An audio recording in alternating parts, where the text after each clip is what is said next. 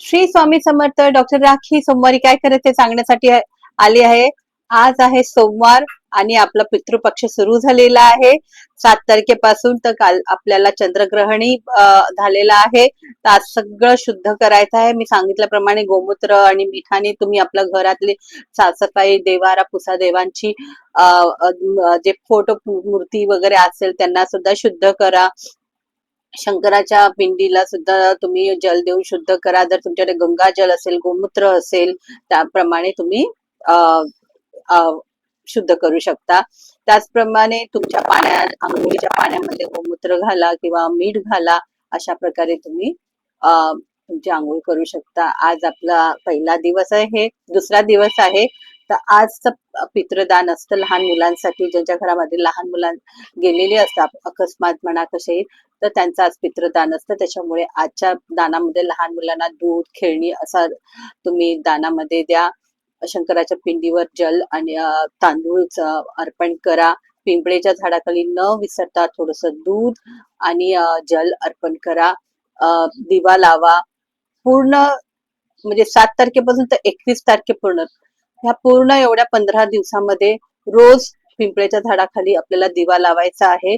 घराच्या बाहेर दारामध्ये संध्याकाळी दक्षिणमुखी दिवा नक्कीच लावायचा आहे. तो पितृदेवतांसाठी असतो.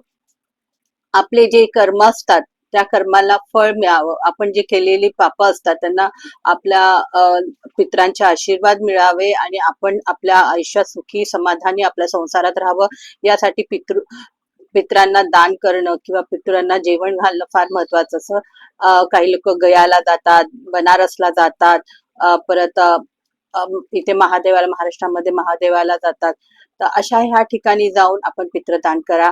ज्यांनी आजपर्यंत केलं नसेल तर नक्कीच करा, कारण हे आपले पुण्याचं भागीदार होण्यासाठी असतं. कारण कर्णाला सुद्धा स्वर्गामध्ये थांबवलं गेलं, त्याला सोनं चांदी सगळं दिलेलं, पण त्याने अन्नदान नव्हतं केलं होतं, कधीच पितृदान केलं नव्हतं, म्हणून त्याला स्वर्गामध्ये सुद्धा जागा मिळाली नाही. पण त्याने केलेल्या चांगल्या कर्मामुळे पुन्हा त्याचा जन्म झाला आणि त्याने भरपूर पितृदान केलं आणि त्याच्यानंतर तो स्वर्गात गेला.